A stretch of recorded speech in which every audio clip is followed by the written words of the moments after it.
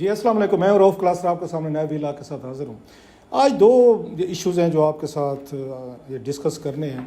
एक तो ये है कि एक बात की हुकूमत ने, वो इमरान खान साहब के हवाले से आपको पता है कि एक दिन पहले इनका ये ख्वाजा आसिफ साहब का एक बयान आया है या इंटरव्यू था जिसमें उन्होंने मोहम्मद मालिक के साथ जो हमारे सीनियर एंकर हैं उनको कहा कि ना आपके इमरान खान साहब ने जो महमूद अचकज़ई साहब को अपना नुमाइंदा मुकर्रर किया था फ़ौज से मुज़ाकरात के लिए, ना फ़ौज उनसे मुज़ाकरात करेगी ना अचकज़ई साहब करेंगे। सो नॉन स्टार्टर वाली बात है कि दोनों मतलब अगर देखा जाए तो वो इस पे सीरियस नहीं थे। इफ़ यू रिमेंबर, ये बात मैं 2-3 हफ्ते पहले कह चुका हूँ। जो इमरान खान साहब ने उनको नॉमिनेट किया था तो मैंने उस वक्त ही कहा था, मेरा ख्याल अगर पिछले वीलाग जो मेरे रेगुलर व्यूअर्स हैं उन्हें याद होगा कि खान साहब जो है ना इस मामले में वो सीरियस नहीं है फ़ौज के साथ मुज़ाकरात करने में। अगर वो सीरियस होते तो महमूद खान अचकज़ई साहब कम अज़ कम उनका चॉइस ना होते, जो अब उन्होंने भी कह दिया, डिफेंस मिनिस्टर ख्वाजा आसिफ साहब ने भी कह दिए। और साथ में एक और बड़ी दिलचस्प बात आई है, थोड़ी सी इंटरेस्टिंग है, कि क्या खान साहब जो हैं वो वहाँ जेल से बैठकर कोई फ़ौज को कोई तोपें बेचना चाहते हैं, कोई बम बेचना चाहते हैं, कोई बंदूकें बेचना चाहते हैं, मिसाइल बेचना चाहते हैं, कोई कंट्रैक्ट उनके साथ असला वेपन सप्लाई का करना चाहते हैं, क्या कहना चाहते हैं, क्या करना चाहते हैं? That's very interesting take. एक आपके साथ इस पर भी ज़रा इस पर डिस्कशन करते हैं। प्लस एक जो खान साहब एक और कंट्रोवर्सी का शिकार हुए हैं कि वो ट्वीट जो है अगर इनका हमास के लीडर की जो वहाँ पे शहादत हुई है ईरान में, जो उन पर अटैक करके उनको वहाँ पर कत्ल किया गया है, उस पर खान साहब का जो वो ट्वीट जो है ना वो नहीं आ रहा था और बड़ी शदीद ट्विटर पे कैंपेन चल रही थी कि खान साहब जो हैं वो साइलेंट क्यों है। तीसरा दिन है और ख़ान साहब जो है ना वो उस पर चुप हैं और कहीं से कोई उनकी कंडमनेशन नहीं आ रही, कोई मजम्मत नहीं आ रही। तो इस पर पीएम नवाज़ के लोग जो हैं, मीडिया सेल जो है या उनके अपोनेंट्स हैं या दूसरे लफ्ज़ों में जो उनको डिसलाइक करते हैं खान साहब को, उन्होंने ये ट्विटर पे ये बात ये फैलाई हुई थी या उस पर शोर शराबा डाला हुआ था कि खान साहब जो हैं, वैसे तो उनका हर दूसरी तीसरी बात पर ट्वीट आ जाता है, लेकिन इतना बड़ा वाक़या हुआ है जिसने पूरी दुनिया को हिला कर रख दिया है, तो खान साहब जो हैं वो क्यों इस पर खामोश हैं और 3 दिन हो गए उनकी तरफ से कोई ट्वीट इसका मजम्मत का क्यों नहीं आया। अब बहुत सारे लोग कहेंगे जनाब खान साहब जेल में हैं, खान साहब कैसे वहाँ पे, उनके पास ट्विटर तो नहीं है, वो तो ट्वीट वो नहीं कर सकते वहाँ से बैठकर, उनके पास तो कोई ऐसा की फैसिलिटीज़ नहीं है, तो वो कैसे कर सकते हैं। तो इसका जवाब वो ये देते थे कि जनाब के खान साहब ने जब 1971 की वीडियोज़ जो हैं वो ट्वीट करनी थी वो तो हो गई थी। जब खान साहब की इंटरव्यूज़ मतलब होते हैं बाहर के अखबारात के साथ, वो भी वहाँ पर उनके ट्विटर हैंडल पर उनको अपलोड किया जाता है। प्लस जो खान साहब की गुफ्तगू होती है सहाफ़ियों के साथ वहाँ पे अदालत में, वो भी उनके ट्विटर अकाउंट पर सारी रिपोर्ट की जाती है।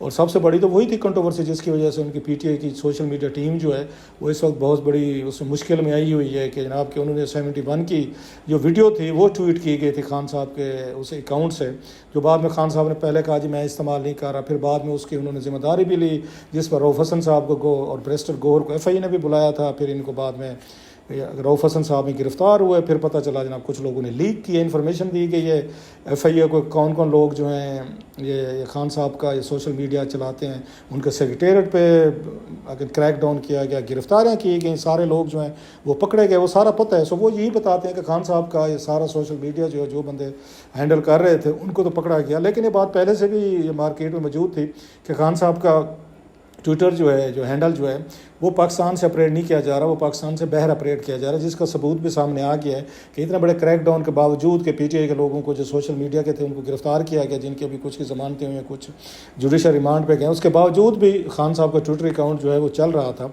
सो एक चीज़ इस पर तनकीद आ रही थी और जिस पे साफ ज़रा नाकदीन तो ये कहें कि खान साहब जो हैं बहुत सारे लोग उनको एक्यूज़ करते हैं, मुखालफिन जो है जनाब कि ये किसी फ़ॉरेन लॉबी का हिस्सा हैं, किसी कोई गैर मुल्की उस पर एजेंडे पे हैं, वो अमेरिकन को या दीगर जो पावरफुल लोग हैं या इस तरह के ममालिक हैं उनको नाराज़ नहीं करना चाहते, लिहाजा उनका ट्विटर इतने बड़े वाक़े पर खामोश रहा है। 3 दिन हो गए कोई उस पर जवाब नहीं और अच्छा खासा ये ट्रेंड सेट किया जा रहा था। और वो खान साहब के अपने जो हामी या सपोर्टर हैं वो भी इस बात से थोड़े से परेशान और वो डिस्टर्ब होना शुरू हो गए थे कि भाई साहब खान साहब क्यों खामोश हैं। तो फिर जो मुखालफिन कह रहे हैं तो इसका मतलब बात ठीक है, और वो बेचारे अपने आप को मतलब जिस बंदे को पसंद करते हैं और उस पर तनकीद आ रही हो और वो बंदा कोई आपको कोई जस्टिफिकेशन या वो ना दे रहा हो, कोई जवाब ना दे रहा हो आगे से, तो फिर आप भी थोड़े से वो एम्बेरस फील करते हैं कि वो बंदा साइलेंट क्यों है, क्यों मतलब इतनी इसमें कितनी देर लगनी है आपको ट्वीट करने, ताकि हम बता सकें कि जनाब खान साहब का कोई फॉरेन एजेंडा नहीं है, कोई खान साहब जो है इसराइल वगैरह जो उनके साथ उनकी कोई सिंपथीज या उनकी इस तरह की चीज़ें नहीं हैं। सो वो एक बड़ा दबाव आया। अब अच्छा उसका जो फ़ायदा उठाया इन्होंने हुकूमत ने, जो बनता भी था वैसे भी उन्होंने एक मतलब सबसे पहले तो पाकिस्तानी फॉरेन ऑफिस ने इसकी मजम्मत की, फिर हुकूमत पाकिस्तान की तरफ आई, फिर शहबाज शरीफ साहब ने उनकी हुकूमत ने की, फिर वो इसको कौमी असम्बली में लेकर आए, वहाँ पे तकरीरें हुई। सो सारी चीज़ें हो गई जो हुकूमत ने 3 दिन वो कराना था वो उन्होंने किया।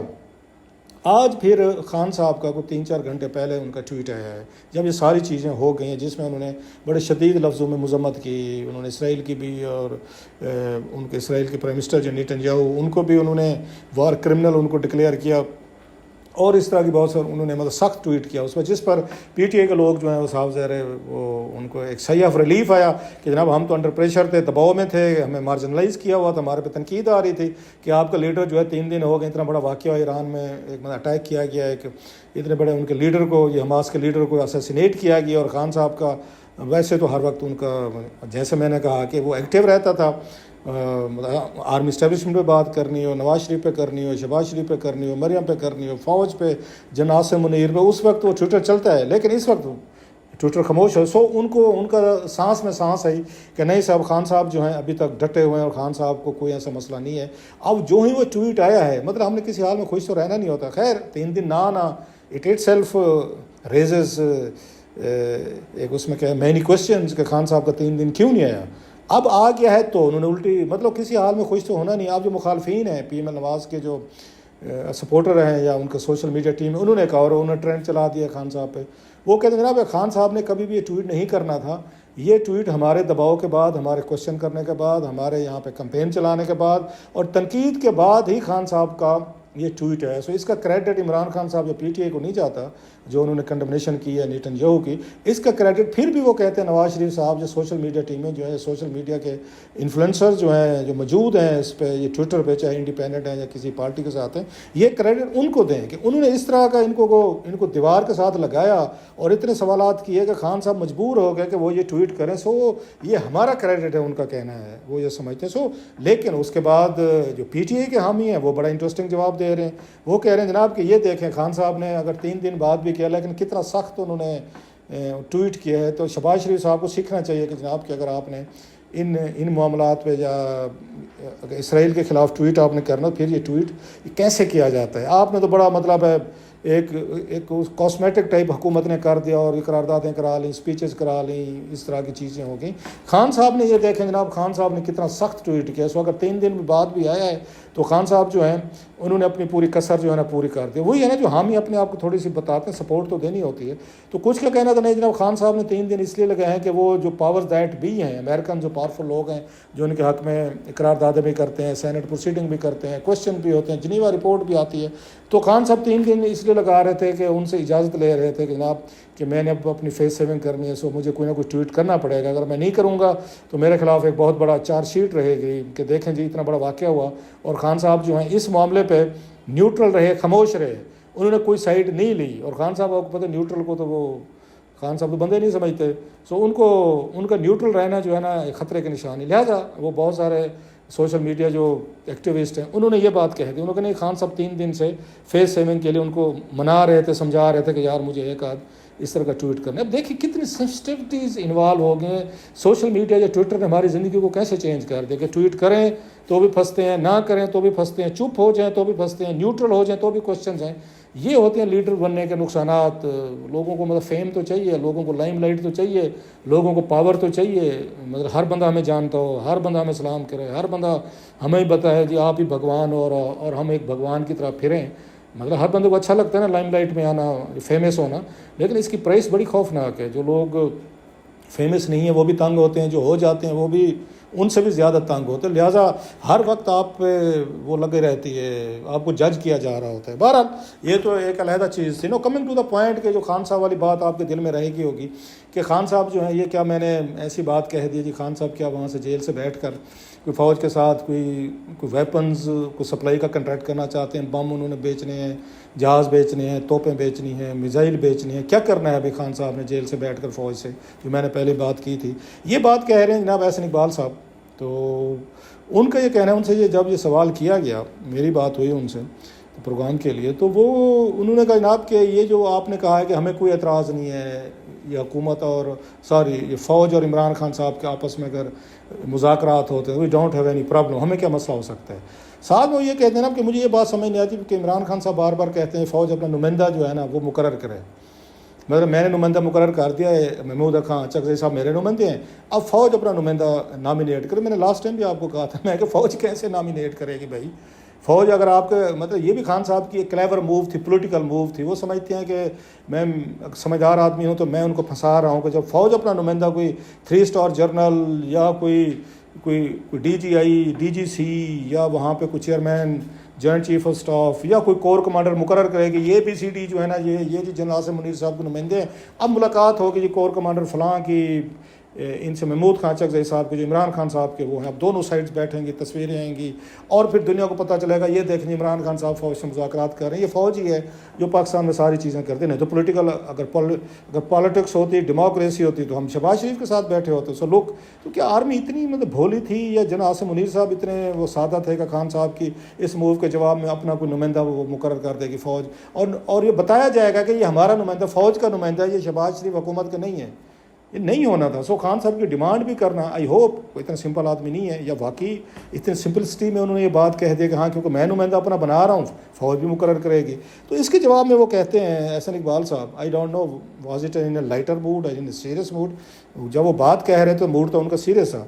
उन्होंने ना खान साहब ये नुमाइंदा मुकर्रर करा के फ़ौज से क्या करना चाहते हैं। कोई मतलब फ़ौज को उन्होंने कोई बम बेचने हैं, कोई फ़ौज को उन्होंने मिसाइल बेचनी है, कोई तोपें बेचनी है, बंदूकें बेचनी हैं, जहाज़ बेचने हैं, F-16 करना, क्या करना है उन्होंने कि फ़ौज इनके साथ मुज़ाकरात करे, अपना नुमाइंदा बनाए और ये बैठ के सप्लाई की या उनका आर्डर लेंगे और उसकी डिटेल देखेंगे कौन कौन सी चीज़ है और उसकी एक पूरी लिस्ट बनाई जाएगी, फिर उसका कंट्रैक्ट बनाया जाएगा और खान साहब जो है ना उनको नुमाइंदे को देंगे। तो मतलब क्या करना चाहते हैं कि खान साहब जेल में भी अगर आपने बातचीत करें, उनका कहने का मकसद ये था कि बातचीत करने हुकूमत से बातचीत करेंगे, लेकिन खान साहब के फ़ौज से करें तो फ़ौज से तो वही बातचीत हो सकती है अगर आपने कोई फ़ौज को कोई सप्लाई करनी हो, कोई कंट्रैक्ट करना हो, कोई आपने असला वेपन्स दुनिया भर में जैसे कंट्रैक्टर होते हैं वेपन सप्लाई, तो उस तरह के कोई करने हैं। मतलब ही मे भी सरकाज़म हो उनके, उसमें सरकास्टिक हो रहे हों, तंजिया को कह रहे होंगे शायद। तो ये बात तो ये तय थी। अब लेकिन खान साहब के हम ये कहेंगे, खान साहब भी कहेंगे जनाब कि इनसे क्या बात हो सकती है। बात तो खान साहब उनसे होगी, जनरल आसिम मुनीर साहब से होगी, because he holds the key to power. तो वही हैं, आल इन आल है खान साहब। तो ये समझते हैं और वो ठीक समझते हैं क्योंकि ख़ुद भी वो जर्नलों के ज़रिए आए थे, ये भी जर्नलों के ज़रिए आते हैं। खान साहब भी कोशिश कर रहे हैं मुझे दोबारा जर्नल जो अंदर लेके जाएं। सो ये वो चीज़ है जिस पर अब खान साहब डटे हुए हैं कि बात करेंगे तो वो फ़ौज से करेंगे और किसके ज़रिए करेंगे, महमूद खान चकज़ई साहब के ज़रिए करेंगे। क्या कह सकते हैं सर खान साहब को, और बस बल्ले बल्ले।